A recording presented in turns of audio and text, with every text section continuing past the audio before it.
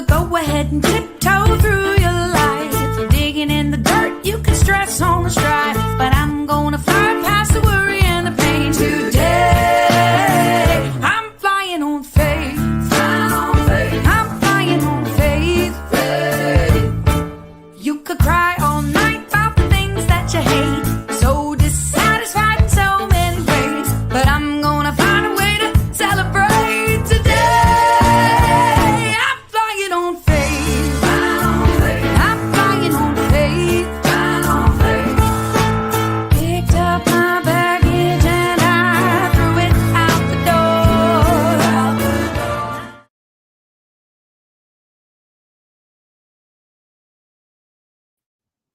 Good morning and welcome to Be Radiant, where we build and empower you to live a radiant life. And we are here today with a phenomenal woman, Miss Latrina Patrick. She is the founder of Vision YOUnivesity, where you are also empowered to be your best self, to show up and be the woman or man that you've been called to be. And so she gives practical tips, she gives lessons about life, and makes sure that you are on the right road to being God's best. I am going to bring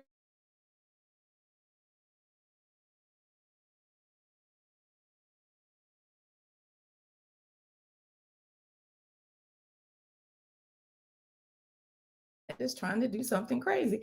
Grace to endure. I am so excited. And it has a byline and it says, a journey from the depths of failure to the pinnacle of faith. And I want to read to you the back of this book because it is going to give you just a taste of what you are about to hear. In her new book, Grace to Endure, a journey from the depths of failure to the pinnacle of faith, Latrina recounts her experience during first few years after leaving her comfortable but unfulfilled life in Atlanta in exchange for a fresh start in Florida. Latrina shares the intimate, gut-wrenching details of how a leap of faith landed her at rock bottom. After losing her home, her job, and her car, she also lost her way and her identity. Her story of faith and self-discovery will help you realize that no matter what you may be going through right now, you can overcome it. And you most certainly will overcome it if you don't give up in the middle of your trial. And just as he did for Latrina, God is willing and able to give you the grace to endure. Let's welcome Latrina Patrick. Good morning, Latrina. Good morning. Thank you for that awesome introduction. How are you this morning, girl? I tell you, it's amazing to be on here with you. I feel almost like a mama. I get to just say how great you are, but I also get to experience the joy that God has given in this journey. Tell us a little bit about yourself. Well, I am a Georgia girl. I was born and raised in Southwest Georgia. And I am a woman who is after God's own heart at this point in my life. I was raised in the church. I grew up in church. So I was introduced to church at a very young age. But as I have grown and matured as an adult and as a woman of God, it's just put me on a magnificent journey. And so at this point in my life, I am someone who is trying my best to not consider what I want anymore so much, but just trying to make sure that I'm doing and living a life that is pleasing to God. Like at this point, Val, that's my greatest desire. And I've learned and I'm learning that the more the Bible says it, seek ye first the kingdom of God and his righteousness, and all these things, everything that you need will be added to your life. And so that's who I am right now, someone who is on that journey to please God and to live a purpose-driven life. And the more I walk into my purpose and do what I believe God is calling me to do, the happier I am. And so that really is mission number one right now for me. It's just trying to live a purpose-driven life that's inspired by God, period. That's it. Wow. That's the crux of it. If we can get a handle on that, that our lives belong to him. Mm-hmm. We can submit our lives to him, then he will absolutely hold us and keep us. And so I'm glad to hear you say that. Now, I've mentioned the Vision University. Can you tell us a little bit about that so that people know that you've got some other things that they can participate in? Yeah, and it's Vision YOUnivesity, like YOUNIVERSITY, because at the time I started transitioning to Vision YOUnivesity, it was driven from a space of just really, I'm always on that journey to try to become my highest and best self, and I feel so empowered, and I feel led to empower others to do that. So everything that I do is always like, I get that excitement when I'm able to help people to kind of grow into their best selves. And so the intention with Vision YOUnivesity is really to create a platform where people are able to become their highest and best self from the mind, body, spirit perspective. And a lot of that is online training. My background is grant writing, working with nonprofits. And so I've had for so long done so much training and development in that area, which is what my preference is. I don't necessarily like writing grants that much anymore, but I love teaching others how to do it. At heart, I'm a teacher. And so I'm growing and using this platform to do that. So I offer the online trainings that specifically around like nonprofits and grant writing and things like that, and helping people become grant writers, and then also helping people develop their mind through like meditation and spiritual teachings and things like that. So it's kind of evolving into that, and everything that I do is designed to share content that's ultimately designed to help someone step into the best version of themselves. And so, I believe in a holistic perspective. We're not just like this body, but we're mind, body, and spirit. And the more we make that connection, the better our lives become from a professional standpoint, from a relational standpoint with the people in our lives, whether romantic, friendships, familial. But the more we embody that holistic approach, the happier and the better off we are in our life, and more able and equipped to accomplish everything that God has set us out here to accomplish. So that's the big picture of what Vision YOUnivesity is designed to do. Absolutely. It sounds a little bit like our Jesus that walked the earth. He embodied the whole person. He always looked at, I think about when he raised the widow's son that had died from Nain. It was because he knew, he says, not only does she miss her son, but there was a financial piece to him being there too. So he was looking at the whole picture of what that woman needed. She needed her son because she loved him. She needed her son because there was finances attached to it. She needed him because he was a part of her future. And so Jesus never did anything for one reason. It encompassed the whole person, the body, the soul, and the spirit. So I love what you're saying. It jazzes me, as the old people say. I'm finding out that I'm becoming one of the old people. All right, so let's get into your book. Tell me, what is the significance of that title? Wow, well, you're gonna like this story because actually, I have to center myself because God has really been giving me more revelation about that title since the book came out. But initially, your sister, Mary, we were talking about me doing the book because God had put it on my heart to do the book last summer, right after I did this Facebook post about my journey here in Jacksonville. It had been 5 years, and I felt led to just do a quick little video. And after I did the video, I got such a response, and God started pulling on me after that. And so I was talking to Mary about that, and I was telling her that I was thinking about doing the book. And even though she knew a lot of stuff I've been through because we talk, and she's very encouraging. And she said to me in one of our talks, Trina, God gave you the grace to endure everything you went through, and it was just like, I'm a writer and I'm a creative, so certain things will jump out at me. And when she said that, I was like, oh my God, that just blesses me so much, because you're right. God did give me the grace to endure that.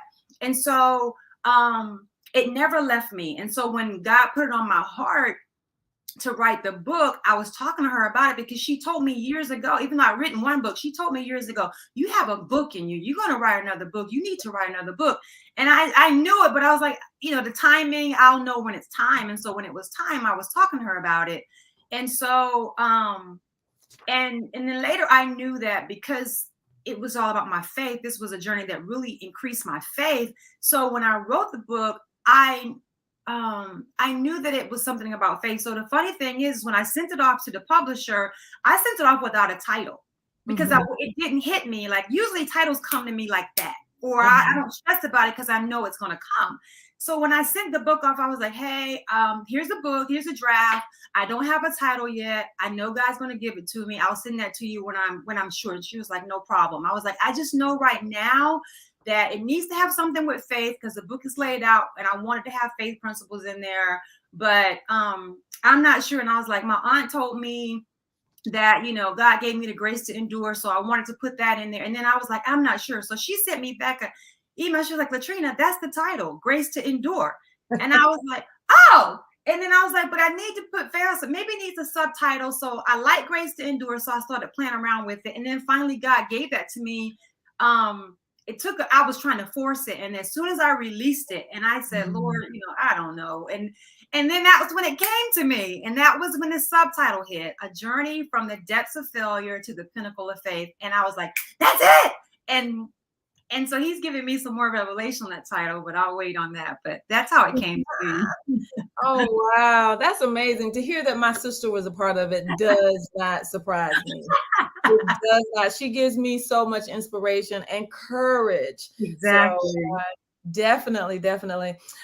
You mentioned faith principles. That was something that I really, really loved about the book. And I want people to buy it. So I don't want you to tell all your secrets, but faith principles, how did you come about putting those in there? And I will go on to say, I love how they show up in the end of each chapter. So talk about that. Again, that was all God, because I was just writing the story, and I'm one of those people, you just write and it comes. And so as I was writing and it started getting a flow, and as I started getting to the end of the book, I was almost done with it when God said, go back and put some faith principles, because it was something in my heart I wanted to do, but I just wasn't sweating how to get it to come up. And so when I was almost done, God said, go back and put in the faith principles at the end of the book, at the end of each chapter. And that came very natural for me. So because the other thing too, Val, when I'm very spontaneous with stuff, and I'm a creative, so I'll just start writing and creating stuff real easily. But this time, when I sat down to do the book, I wrote an outline just to keep me, focused. And I was like, I sat back and I was like, what is the best case scenario of this book? Like, who do you want to reach? What would be the best outcome? What would it look like if this book were successful to you? And that's when I started thinking about, who am I speaking to? And that helped me a lot. And so I started thinking about the audience. And believe it or not, Val, one of the things that helped me with the faith principles is when I thought about the ideal audience, even though it's a book for men, women, whoever is on this journey of life, I kept thinking about the women I work with in Gwinnett County. Those are women that I do meditation with every Saturday morning. And they're so amazing. And one of the things God puts in my heart is just to be a sense of encouragement for them through the meditation I do. And I kept thinking of them. And I was like, that's who people that are in situations where they feel hopeless. They feel like whatever situation they're in, there's no way out. I'm speaking to that person. So when it got hard to finish the book and I struggled with certain chapters because it was too intense for me to relive, God started putting their faces in front of me. And he started reminding me, there are people depending on you to finish this book. You need to get up and write. And that would push me through those tough chapters. And so the faith principles were designed to not just, I want people to see wanted to be sure they didn't miss the lessons that I was describing, because there was a lesson in every aspect of my journey. And I wanted to be very intentional about it. If you can't figure out the faith, what was allowing me to do and say and be, this is going to wrap it up for you. And that was the intention. I wanted to make that connection, because in my mind, I saw women, I saw people using this as a study, you know, all these, I just saw that in my head. And I was like, how can I facilitate that process for them and give them some guidance in doing that? And that's how the faith principles came about. And then it went even further than that, but that was how it came to be. Wow, that is beautiful.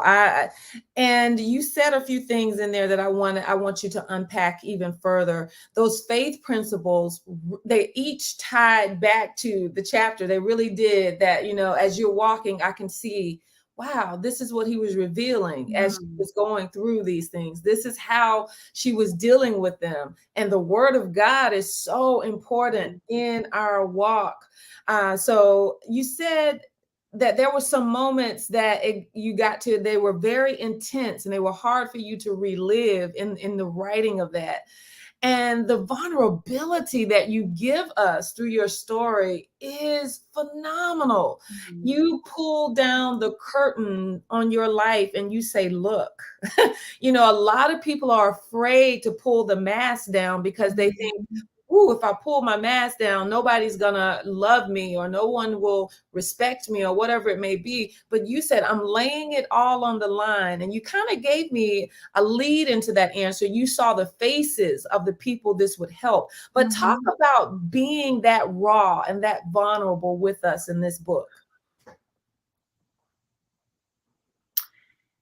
I knew that when I wrote it, first of all, I'm someone that I knew, I was very aware of the image that people have of me, like from growing up and what they thought. And I used to relish in what I thought the perception of me was and wanted to live up to that. So, and I had to go through a lot of healing on that. That's a whole nother story, you know, but it was like just trying to, and so I knew people had a perception of who they thought I was because I tried to do such a good job of acting like, you know, I got it together and all of this. And so I knew that, so it was a fear to pull back, you know, from all of that. But God had got me to a point where I didn't even care about that. By the time I got to this book, and because I've been through so much, you know, leading into writing the book, that those walls had already come down because I had been stripped down to rock bottom. And I'm like, you people, you know, you know, clearly you're not perfect. And so I wanted to tell the story so that God could be glorified. Like at the time I wrote it, I didn't even care about, I wasn't even thinking about what people thought about me. I knew that I wanted to share what God had done in my life. And I needed to be able to be honest. And so I was sharing with you before that the past couple of years, God is really having me living out that whole Revelations 12 and 11 scripture of we overcome by the blood of the Lamb and the word of our testimony. And which means speaks to my heart, because that was when God started dealing with me to let down these walls, because you are going to be delivered from yourself through your telling of it. And you're going to help other people, because the devil gets us with the whole, you're the only one. Nobody's gonna, you know, people are gonna judge you. Girl, ain't nobody going through that but you. You better keep that to yourself.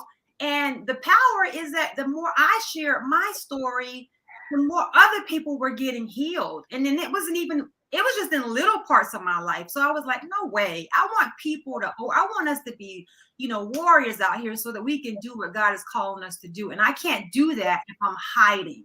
And so it was hard to write certain chapters because I did not want to read, because it was still so fresh in my, like, you know, it was just still so fresh to me from the sense of just having to look it up. So I started out writing the easy chapters, and then I kept putting off the hard chapters, and then finally I had to do them. And it was like, okay, just do it. And as I pushed through and started the writing, the starting was the hard part. And then the feelings came up. So a lot of times I was literally writing through tears. I was literally writing through tears. So how are you going to be fake if you be writing through tears? You're trying to bring out that stuff out so you can get past it. And that was the experience I was having. So I wasn't even aware that when people read it, they were going to be like, you were so transparent, because to me, I wasn't even, and I'm like, really? What did I say? And so that's how I knew I was healed, because I wasn't even thinking about this is transparent. I was just like, what's the truth? That's all I cared about, Val. So I was blown away when everybody, the first thing they ever say is, girl, you sure were transparent. You told everyone. I'm like, yeah. So it just shocked me, because I was like, I was just trying to tell the truth, because I know the truth was setting me free as I was writing it. And I wanted other people to feel that too. Wow. You just said a mouthful there, because there's some things that God's had me sitting down to attempt to write. And the feelings come up. And when the feelings come up, I pull back. And so you probably have just freed, I know you freed me, but probably others that are wanting to write something that God has put in them. We all have a story. Right. And our story sometimes is that, like you said, let me put that back up, because it says that they won the victory over him, the enemy. They won the victory over him by the blood of the Lamb. That's first and foremost. And you've already said that you put God first in your life. And then by the truth which they proclaimed, or in the King James, it says by the word of their testimony. So people need to hear our stories. They need to hear the victories that God has given us. So that's why those faith principles at the end of each of your chapters are so amazing, because they bring the light back to God and how he helped you walk through those places. I really, really love it. Love it. Love it. I said something to you as you came into the room. There were some kitchen moments. I'm a proponent for praying in the kitchen. I just believe there's deliverance that happens in a kitchen. Women get in there and they get to praying and they get to prophesying, and next thing you know, people are free. Now, you had 2 kitchen moments in your book, just to kind of whet our appetite. Tell us about one. You decide which one, but tell us about a kitchen moment that helped to free you and move you to the next step. I'll tell you about the kitchen moment with my mom in the kitchen. When I in the book, I talk about how when I had to leave Jacksonville and I lost everything, and I didn't know what else to do. So I just wanted to get home. I wanted to get where I can be, where I knew I was safe. I wasn't judged. I was loved unconditionally. And I had been home for almost 3 weeks. And at that time, my mom, I was sitting in the kitchen, and my mom came into the kitchen and she was like, Trina, I really feel like God wants you to go back to Jacksonville. You were convinced that when you left that God told you to go. And if God told you to go, he is going to take care of you. And I know you don't want to be in that program that you're in, and you're upset about that program, and you think you're not going to be safe. She said, but whatever, it doesn't matter where you live. God will protect you wherever you are. So I think you need to go back to Jacksonville. There is nothing here for you in Americas. And God's going to take care of you. And I didn't even refute it, because I knew that it was true. It resonated in my spirit. And so I was like, you're right, Ma. And the next day I got on the phone and started calling. When you read the book, you understand what I'm talking about. I was in this program that I was frustrated with, trying to find a place. They were helping me, and I didn't like the program. And I was frustrated because I didn't like where they were going to have me living. And I just was devastated, and I didn't want to do it. And so but in that moment, that was a pivotal moment for me, because it made me go back, because she reminded me, and when you read the book, you see how I ended up in Jacksonville. And it was, regardless of what happened later, it was clear God was leading me there. And I knew that, which is why I took the leap. And so one of the chapters in the book is called Faith Under Fire. And I've been teaching a small group around my book. It's a Grace to Endure Women small group. And one of the things that God revealed to me this week was that I knew God sent me there. And so a lot of things happened after I got those assurances. And so, but God will lead you through the fire. Like, he'll lead you into the fire so that he can get those impurities out of you. And so just because the bottom was falling out didn't mean that God wasn't with me in that fire. And so when Mama said to go back, she was just reminding me of what God had said to me in the light. You know what I mean? Like I was on cloud 1,000 when God said, you know, you're clear to go to Florida. We're gonna sell this house real quick. And then when it got dark, and when you're in that midnight hour, you got to remember what God said to you in the light. And what Mama said in the kitchen reminded me of what God said in the light. So just because it's dark right now doesn't mean he's not faithful to his word. You need to go back so you can finish what he started. You know what I'm saying? That was what I got. And it was that moment that everything began to change in my journey. So that was a key moment for me. Beautiful. That is a saying, and that has been given to me a while back. Like you said, don't change in the dark what God gave you in the light. Because I think about a tunnel. I always tell people it's like you're riding on this beautiful train and you're going through in New York, up in the north. And you're going through these beautiful, where there's trees and flowers and, mountains, and you're looking and everything's beautiful. But all of a sudden you hit a tunnel like they have in the north there. And you're going through this tunnel and it's dark and all of that beauty that you saw is gone. You're not seeing that anymore. Do you go jump off the train? No, that's good. No, you don't jump off the train. You stay on the train because you know that it's going to get through that tunnel. Wow. And so a lot of times we abandon our vision because it's not beautiful anymore. It's in the dark and we're hidden and it looks like we're not going to make it. But then as soon as almost when you just about give up, then you come out and then you see all those trees and the mountains and flowers. And it's like, wait a minute. That's good. It's grace to endure. I love it. I love it. And that particular chapter you're talking about on the top, that's where I wrote vulnerability. I'm like, oh my God, this girl is just laying it all out for us. So yes, I've written all through it in the faith principles. I had some place I'm looking now. Where was I? It looks like it was in the chapter. What's the name of this chapter? Because I put ha ha ha beside it. Oh, the phobia about cats. Oh my God. Talk to us about that, because people need to know. I have that phobia too. That's why I laugh, because I was like, oh my God, I'm not alone. I'm not alone. Girl, that was, and I really, my family and people who know me know that I've always been afraid of cats, like always, since I was a little kid. And so, and I've always, when I was a reporter, I didn't like going to people's homes to do stories, because I would always say, do you have a cat? Because I didn't want to be surprised. So I didn't like doing interviews in people's homes and things like that. And so when I moved to the West Side in that first apartment, after I went back to Jacksonville, it was on the roughest side of town. I mean, literally in the second highest crime-ridden zip code in Jacksonville. And it was like just feral cats everywhere. And so, and when I first went to see the apartment, I was scared and I was like running and I was like, oh my God, there are cats. And it was a smaller community, right? So it's not one of those big communities where, you got these big, but it was a smaller community, one level apartments. And I lived in the back. And this area had literally at least 20 cats just all through the neighborhood. And I had to literally, and I didn't have a car, and I lived in the back. So I had to walk up to the front and walk through these cats just to get to the front of the to the front of the complex.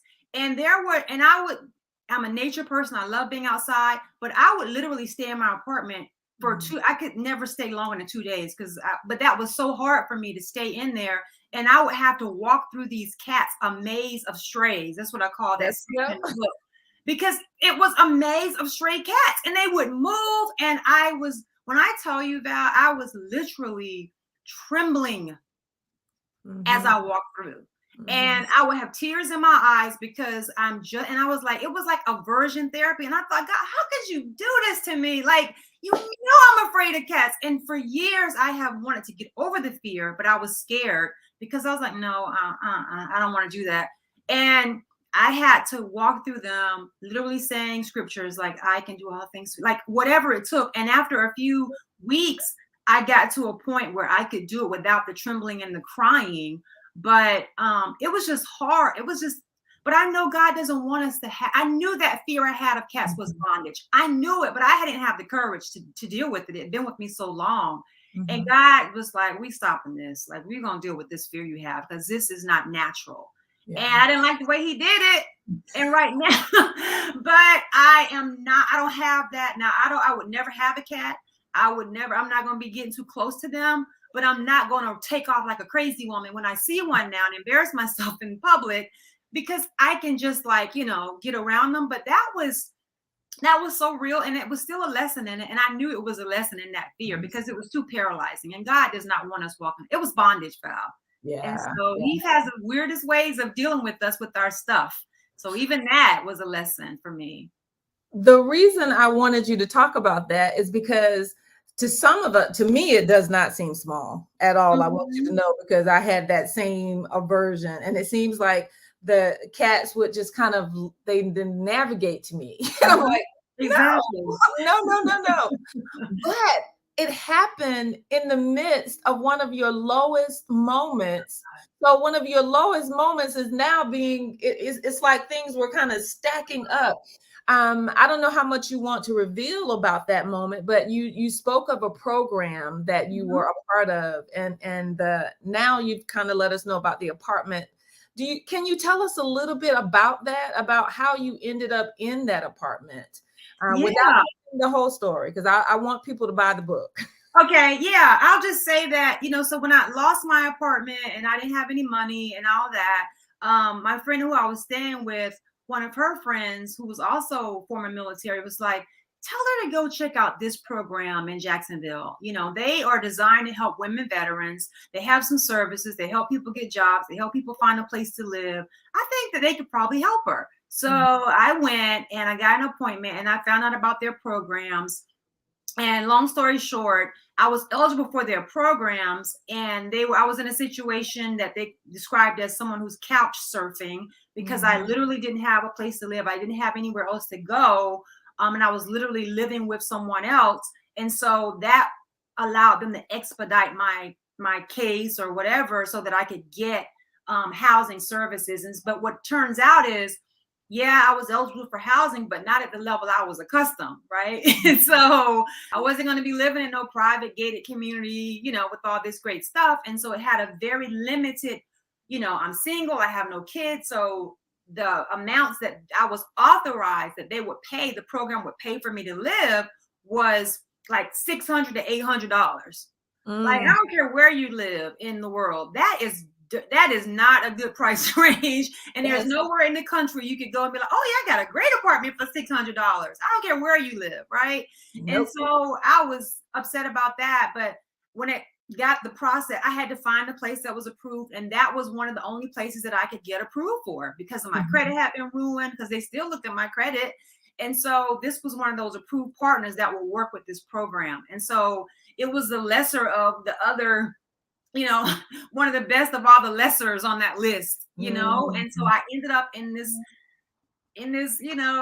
low income, apartment in this low income community. And this was where I lived. And so these cats were there. And, so that was a process too, having to be humbled to live over there, and, all of that. So that was that, and the cats, I was just like, this is never gonna end.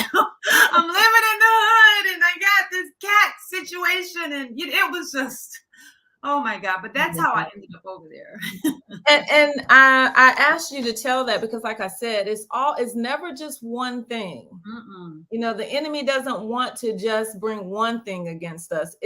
He kind of layers them and piles them up. But the thing to remember is looking for God in the situation. And so you bless me that is what you've done. You looked for God in the situation. Now, I just wanted to, there are some people out there, like I said, that are listening, that they know they have a story in them. You mentioned something about timing, and then also about getting the book to the publisher. Can you tell us a little bit about, like I said, there are people out there with stories to tell and to get out so that people can be set free. Talk about timing. What timing brought you to this point to say, it's time to tell my story? The timing was, I was, where I am right now is on the other side of all of that. And so I live in a constant state of gratitude. And it was last summer, so it's 2022 now. So my anniversary here is like May 27th. It was like the week of Memorial Day when I moved here, now almost 6 years ago. Wow. So last year it was hitting my 5-year anniversary, and it was like a week or so after that anniversary hit. And I was sitting at night, I was at my dining table, and God put on my heart, do a video. Tell people about, what's happened to you in the past 5 years, because and it was just like that. And so I was like, okay. And I'm not, and I wanted to do the video because I was so grateful for what God had done, but I also knew that people needed to, because I knew what people thought of me in a very good way. People have a very, tell us why, Latrina. I'm sorry to interrupt there, but tell us why they have that opinion of you. I just think it's just because of the textbook, girl from the South, small town, went to college, had a good education, worked as a reporter, you know what I mean? Like, and I have great friends, and, so I've had a really great, blessed life. And, so I knew that there's an air of respect that my friends and family have for me. And so, but I also knew that people needed to see that, because, I always say people don't know the glory behind your story, right? The story behind all the glory, because you see the person, but you don't know. And they think, well, you have such a positive attitude, and they think you haven't been through anything. Like, I have a positive attitude because I know that what I've been through, and I am so grateful. And so I was like, yeah, let's just deal with that. And so when God said, why don't you tell your story? I mean, it literally was an urging like that. And I was like, okay. And so I literally sat to the table, and I did like a 5-minute video and said, this is my anniversary. And my journey here has been, this. And I just told highlights, because I didn't want a long video. I just wanted to give the highlights. And I wasn't expecting anything. And it was so many reactions from people that was like, oh my God, I needed to hear that. Oh my God, your story, you have a great testimony. Oh my God, this blessed me. This is where I am. And this is giving me and it was a lot of women who said that. And people on Facebook, you get responses from stuff. I wasn't expecting anything besides, this. And so I started saying to certain people, they were like, oh, you have such a great testimony. I was like, God had me to say to them, so do you. We all have a testimony. Like, that's because I wanted people to know, don't get caught up in the fact that because I have a gift of storytelling, you know what I mean? Because of the mass media, and I know how to tell a story succinctly, but you have a story too. Absolutely. So don't discount what you're going through, because I just know how to tell it, in a creative way. And so that was why. And after that, Val, about maybe 2 weeks later, God was like, I need you to write this in a book. I love it. I knew it was God. And that was like in May-ish, June. And I was done with the book and sent it to the publisher by August. And it would have been sooner, but I was stuck on those chapters. I was like, I don't want to talk about this. So I kept pushing the deadline. But that's how it came about, because I want people to see themselves in my story, because we all have a story. And I don't want people to just discount that you're going through the same stuff.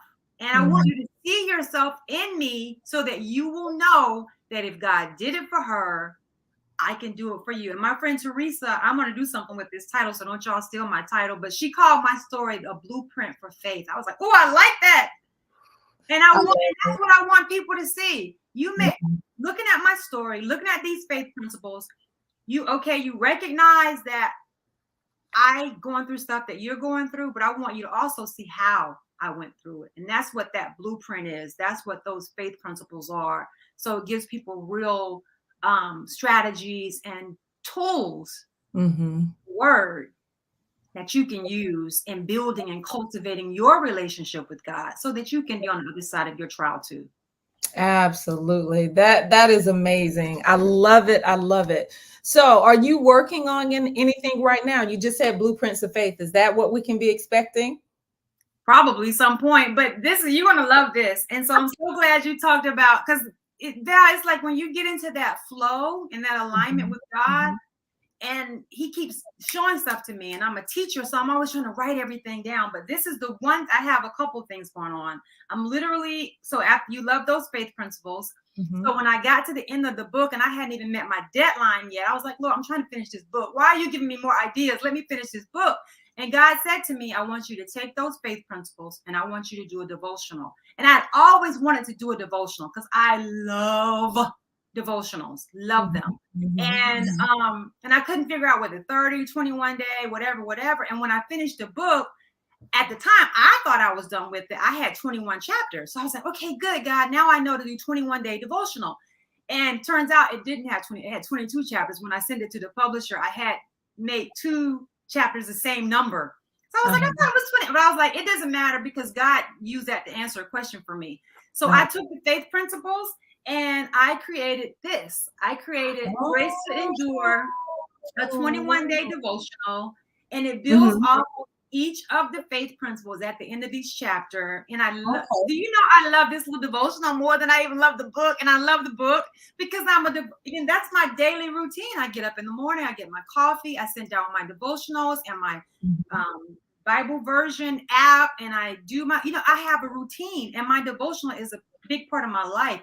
And so I did this book, and this is also on Amazon. It's available as an ebook as well. So, so yeah, you can, if you like me and you like to have something in your hand when you study the Bible, and it has little inspirational insights at the end where you can take notes. Like this is just feeds into just my little geekiness when it comes to my morning routine. But yeah, it's Grace to Endure, a 21-day devotional. And this weekend, I'm finishing up my audiobook for the book because there are people who, don't like to read but want to read. And so it'll be finished up in the next week and uploaded through. That will be available through my website. So I'm going to have the audiobook through my website for purchase at visionYOUnivesity.com, YOUnivesity.com. And then finally, I have 2 projects launching this year. But the big one for Vision YOUnivesity is coming up in April. I'm going to be taking my online university to the next level. And I'm doing a specific 6-week course that's going to be intense for beginning grant writers, taking it to the next level. So I'll be releasing that coming up at the end of April. And that's going to be amazing. So if you want more information about that, make sure you go to the website, subscribe to my email, and you'll be up to date about the release of that stuff, the devotional audiobook, all of that. And I just send out weekly, every Tuesday morning, I send out an inspirational email to encourage people with a video or a word or whatever. And so that's visionYOUnivesity.com. As soon as you go to the page, you'll see subscribe, and you put your email in there and you'll be added to the list, and you'll be, I'll keep you abreast of what's going on. But you can get the book and the devotional on Amazon. They're both on Amazon. Yes, and I see that I put this in the chat online. Yes. I need to correct it. Let me correct it right now. On my end, visionYOUnivesity.com. I had the CM. Oh, CM, I see that. Yeah, so it's been corrected now online. Let me make sure. And so we want to make sure that yes, it's been corrected. So it'll show up in the chat. So if you are wanting to get her book, to get more information about what's coming down the line. And I also put in the chat on my page the link that will take you to the Amazon. Purchase it from Amazon. So yes, both of those things are there. I am excited. And I just want to tell you, thank you for doing the audiobook. I have ADHD. A lot of people don't know that. And so the way I study, whenever I'm taking a class now, a lot of people have put their books on, even textbooks are recorded now. And so I have to have the book in hand, and I also listen to it. So it's like you capture both of those ways. I'm hearing it and I'm reading it at the same time. Thankfully, I read your book without having to do that, but I'm glad to know that it is out there for those people who have learning disabilities, y'all. Okay. Come on. Yeah, y'all probably didn't know that about me. I did something. But the thing about it is, with God's grace, he is helping That's me right. to continue to learn and to grow and to be everything he's called me to be. And Latrina, it sounds like he's doing more than that for you. I am excited about this book. I'm going to get the devotional so that I can have that, because I'm a devotional girl too. I think devotionals kind of help lead you into a deeper place of prayer. And so I will be getting the devotional. So thank you so much for coming in, for Thank you. sharing just a piece of your story. I want to have you back in probably about a month or so, because I want you to talk about that publishing process. There are people Okay. out there that need to know how to take those steps and Okay. get their story down. So I want to bring you back for that. But Okay. thank Sure. you so much for coming on. I cannot wait. I'm laughing because this popped up in the chat. The vaccine.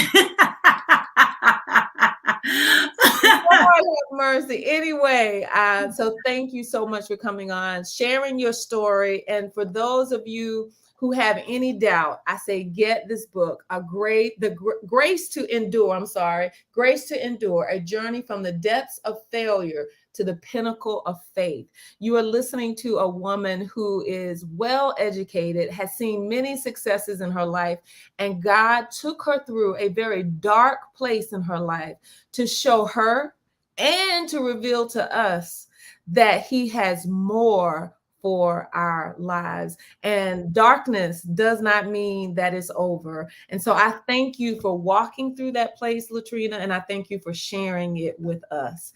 So I am going to go ahead and end our show today. I say goodbye and thank you. Goodbye. All right. I tell you, God is good and he has great things for you. And what you need to remember is that you can live a radiant life. So keep going, keep moving, keep progressing, and know that God is with you. Be radiant today.